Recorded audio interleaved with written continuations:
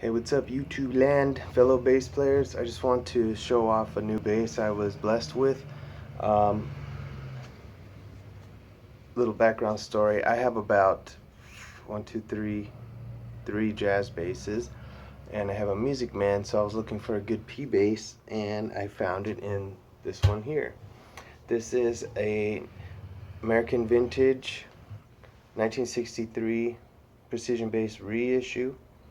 It came out in 2013. So here's the old school logo, reverse tuners, rosewood neck, rosewood fingerboard, clay dot colored inlays. So they're brown. I know I used this for the first time at a show, and I realized on stage, on a dim stage, just like, damn, these things are hard to see. But I managed. Got both covers on it, pickup cover, bridge cover.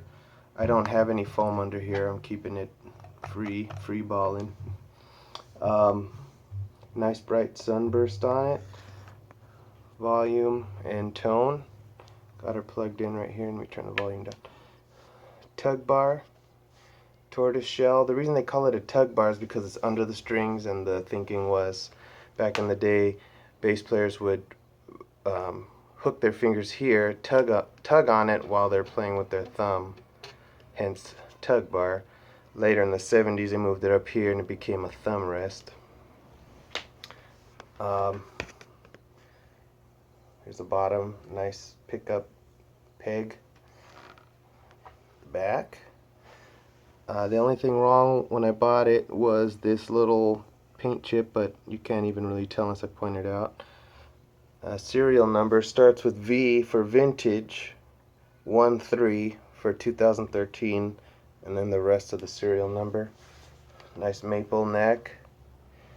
Old school style tuners, reverse tuners, and this was, I don't know how many of you know what this was for, but the thinking was that for stand-up bassists back in the 50s, early 60s, upright bassists who were getting used to electric bass, they could plug their, or hook up their strap right here.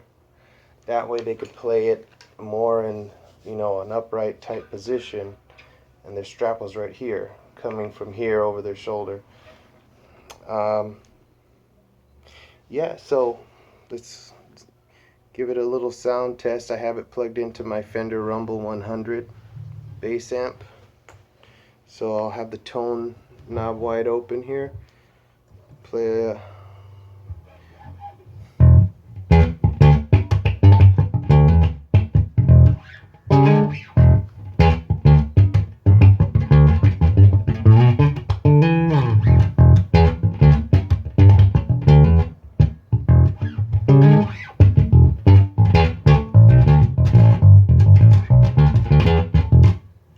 So it's got a good funky sound, man. I love it. I'm getting used to playing with the covers on it. I don't want to take them off. I think they look beautiful.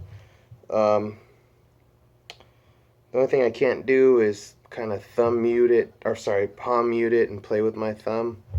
It doesn't really work. I'd have to be closer to the bridge. Let me roll the tone off a little. Let's see.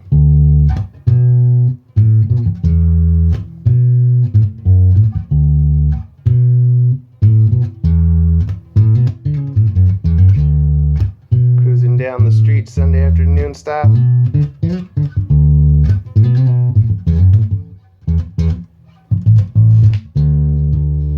So it's got a good warm tone. What I like to do sometimes, well, I'll show you in a little bit. I haven't had it that much, so I am messing with it, but sometimes what I'll do to get that old school tone is put a couple of little foams in here, which I'm sure you all know about. Anything else? Oh, the neck truss rod adjustment is right here, and you use a Phillips screwdriver. Kind of inconvenient. You'd have to take all of this off to get to it, or take the neck off to get to it. I'm not planning on doing that. I don't have to. It's in perfect shape. I bought it used, like I said, at Guitar Center out here in Westlake, California. I'm not from Westlake, but that's where I bought it from. It also comes with, or I was lucky enough to buy it used with this. Oops, sorry. The original looking case here, cream colored with black edges. Let's go down and all the way. Look at it. Very classy looking. Let me open it up.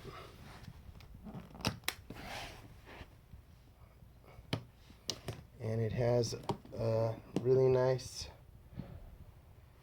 tangerine colored lining. This is how the cases looked back in the day, except for this. They didn't have this button here. It was just a flap.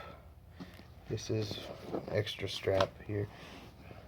It came with this little skinny spaghetti strap, I call it.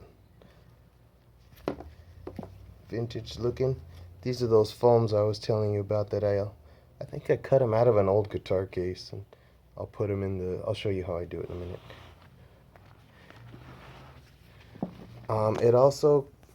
It also came with a, it also came with a folder that has a original style owner's manual. I'm not going to get all that though and show you guys. I'll just tell you about it. And it had a cable. This little thin gray cable here that I was using. That came with that cable. So yeah, I hope you don't get car sick from motion sickness from all this. So let me show you what the mutes sound like.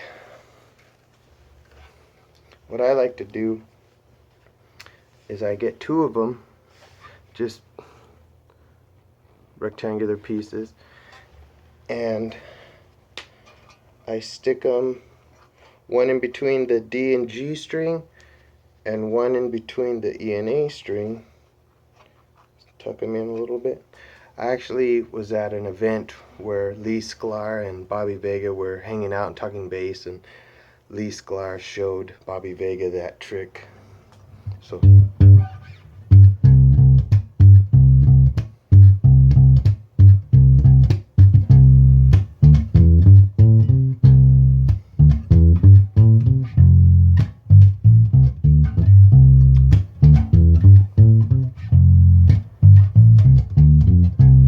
it's got that really old school muty sound. I think Jamerson used to play it like this, with one finger like that.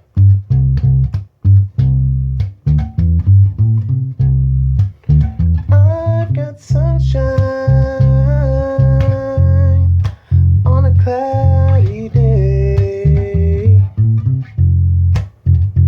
when it's cold outside.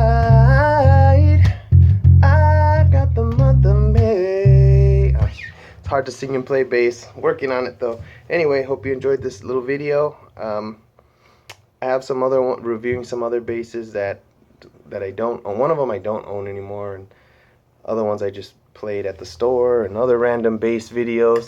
So check out my other videos if you love the bass, because I do. Have a good day, guys.